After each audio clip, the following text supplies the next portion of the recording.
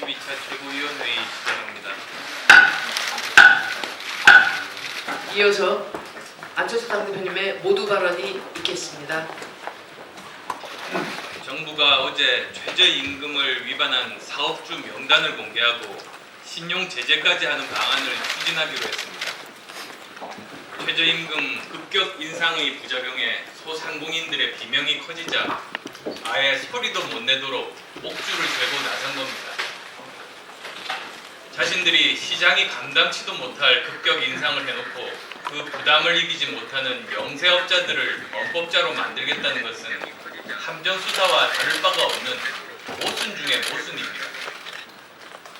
더욱이 더불어민주당 추미애 대표는 어제 신년 기자회견에서 최저임금을 공격하는 것은 문재인 정부의 성공을 막기 위한 것에 불과하다며 급격 인상의 부작용을 정치 공세로 전환하려는 움직임까지 드러냈습니다. 당장 국회 앞, 집 앞의 음식점, 편의점 직접 가보십시오. 영업시간 줄이고 직원 내보내며 울며 겨자 먹기로 연명하고 계십니다. 이런 현실은 애써 외면한 채 정치 공세가 웬 말입니까? 현장의 부작용과 국민들의 목소리에는 눈과 귀를 닫은 채 그저 소득주도 성장에만 박수치는 것이 과연 진정으로 문재인 정부의 성공을 위한 것입니까? 야당의 비판을 묵살하고 여당 내부의 건설적 비판은 배신의 정치라고 몰아세우며 눈과 귀를 닫았던 전 정권의 몰락을 잊어서는 안 됩니다. 손으로 하늘을 가릴 수는 없습니다. 정부와 여당은 더 이상 검증되지도 않은 소득주도 성장의 이상에 매몰되어 있을 것이 아니라 이제 깨어나 현실로 나와야 합니다. 미봉책의 허점을 가리고자 또 다른 미봉책을 급조해서도 안 됩니다. 그것은 시장의 설상가상이 될 뿐입니다. 지금 문재인 정부가 해야 할 일은 잘못된 정책을 인정하고 최저임금 제도 개선책을 즉각 시행하는 것일 뿐임을 명심하기 바랍니다. 서울시는 지난 15일에 이어 오늘도 출퇴근 시간대 지하철과 버스를 무료로 운행했습니다. 명분은 미세먼지가 악화되자 자동차 통행량을 줄여보겠다는 것이었지만 지난 15일 서울시의 도로 교통량은 고작 1.8% 감소했습니다. 더욱이 그날 미세먼지는 보통 수준으로 심각하지도 않았습니다. 반면 대중교통 무료화로 50억 원의 막대한 예산이 들어갔습니다. 당초 취지에 따른 효과는 전혀 없이 수십억 혈세만 낭비한 겁니다. 잘못된 정책이 부른 예산 낭비 사례임이 입증되었음에도 불구하고 서울시는 오늘 또다시 대중교통 무료화를 단행했습니다. 100억짜리 포퓰리즘 정책이라는 것을 스스로 인정한 셈입니다. 미세먼지가 나쁨이라고 해서 자동차 통행량을 줄여야 한다는 인과관계도 검증된 바 없고 설사 그렇다 해도 대중교통 무료 운행의 이유도 없습니다. 시민들에게 풀어준 100억짜리 선물은 도대체 누구를 위한 것입니까? 또다시 나쁨 예보가 나오면 150억, 200억, 250억 그렇게 들여서 계속 할 겁니까? 저는 지난 대선 때 미세먼지 대책 공약인 마스크 없는 봄날 공약 중 하나로 스모그 프리 타워 시범 설치를 내놓은 바 있습니다. 당시 문재인 캠프에서는 이것은 사기극이라면서 극심한 정치 공세를 퍼부었던 것 기억하실 겁니다. 오늘 아침 여러 주요 언론들에서 중국의 스모그 제거탑이 시험 가동에 들어갔다는 소식을 대대적으로 보도하는 기사를 접했습니다. 착잡한 심정입니다.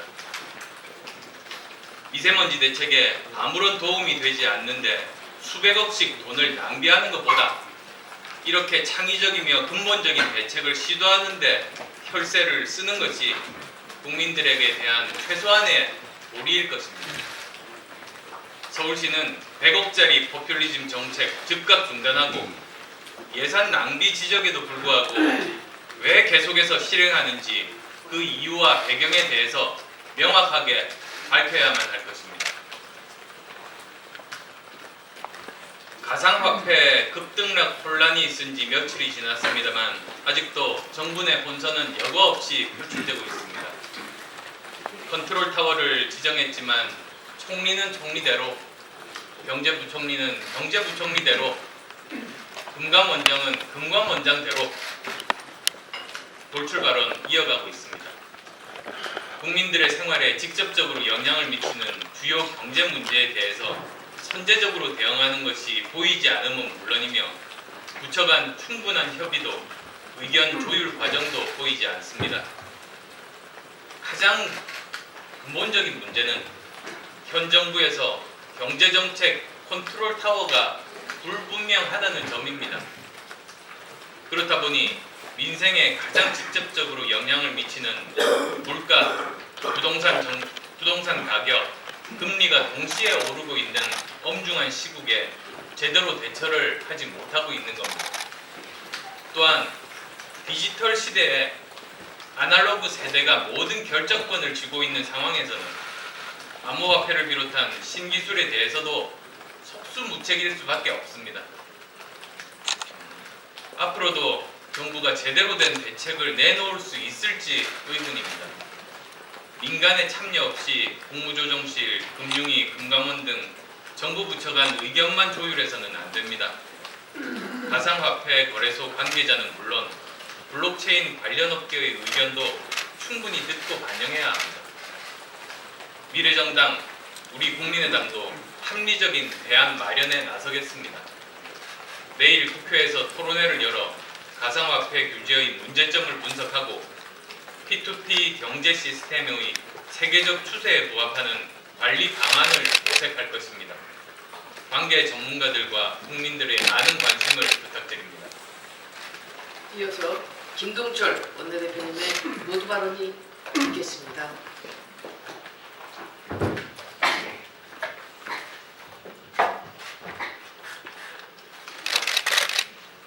사상 최악의 청년 실업률과 청년 체감 실업률에 이어 100만이 넘는 전체 실업자 중 소위 장기 백수로 배분되는 구직기간 6개월 이상인 실업자가 10.5%, 14만 7천 명에 달하는 것으로 알려졌습니다. 2000년 통계 집계 이후 18년 만에 최대치. 실업의 양뿐만 아니라 실업의 질까지 최악의 상태임을 말해주고 있습니다. 고용 빙하기가 닥친 근본 이유는 두말할 필요도 없이 기업의 일자리 감소입니다. 각종 규제로 신산업 진입이 어려워 경제가 성장할 기미는 보이지 않고 설상가상으로 급격한 최저임금 인상 등 친노동 정책으로 기업 경영의 불확실성이 커짐으로써 투자와 일자리의 선순환 구조가 붕괴되었기 때문입니다. 과도한 규제는 창업 생태계에도 부정적 영향을 미치고 있습니다. 맥킨지 보고서에 따르면 세계 100대 핀테크 혁신 기업에 한국은 단 한 개의 기업도 포함되지 못했고 최근 1년간 투자받은 스타트업 중 투자 누적의 상위 100개 업체를 매일 씹고 찾아보아서 한국 기업의 명단은 단 한 곳도 찾을 수가 없습니다. 이것이 우리 경제의 현실입니다. 문재인 대통령께서 정말 심각하게 고려해야 될 내용입니다.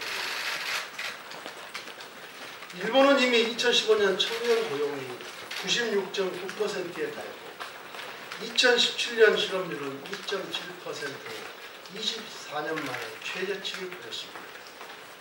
또한 작년 대졸자 취업률은 97.6%, 고졸자 취업률은 98%로 완전 고용 상태나 다름없을 정도입니다.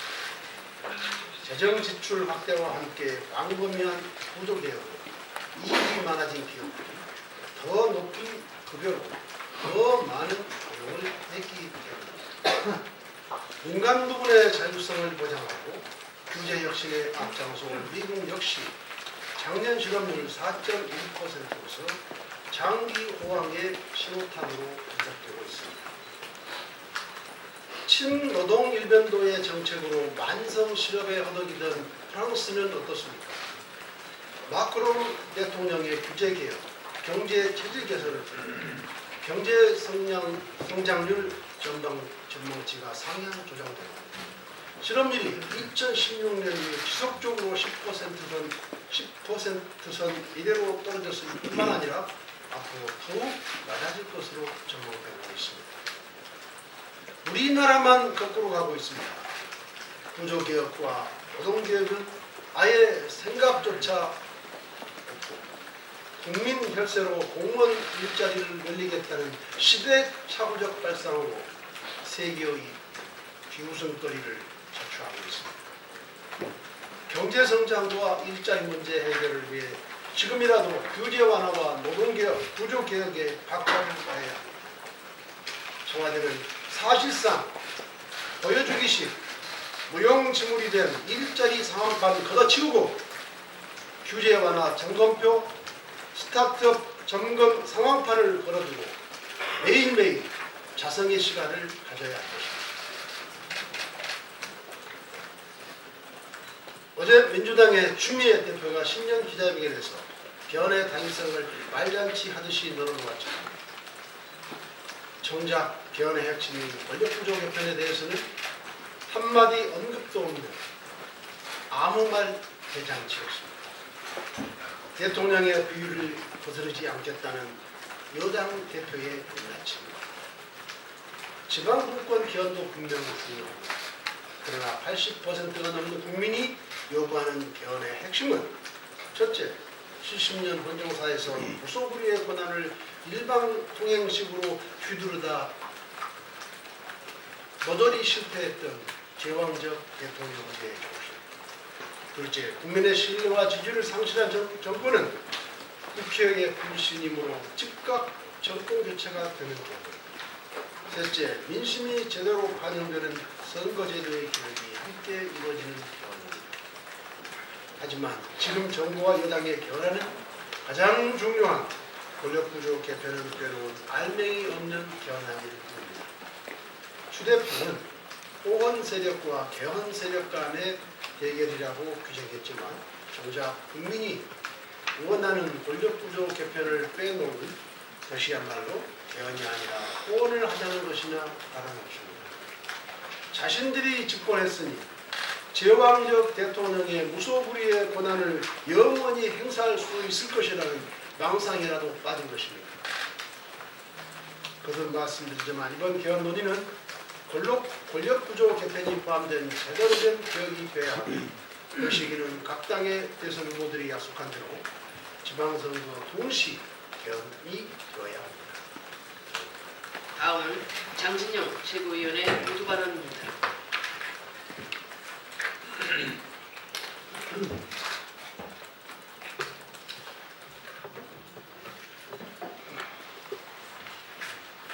남북한 고위 당국자들이 판문점에서 만나고 평창 올림픽에 북한 대표단이 참가하는 것은 1년 전만 해도 상상할 수 없는 일이었습니다.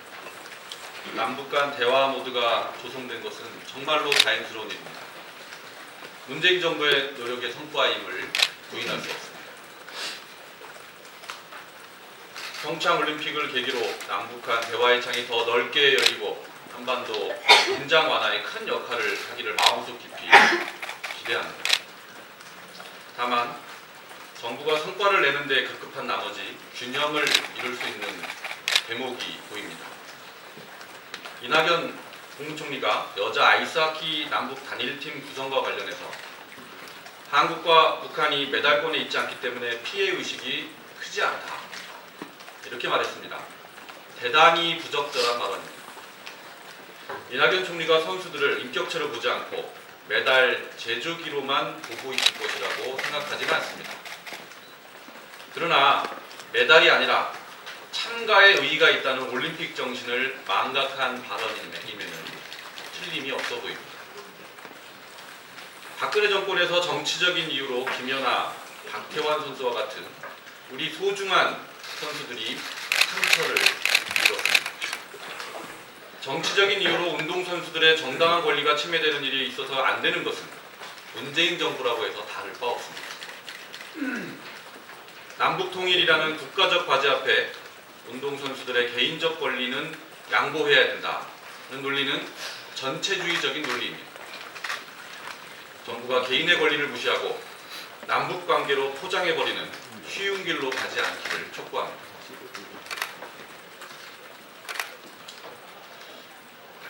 문재인 정부가 출범 1년도 안 되어서 총체적 난국에 접어든 양상입니다.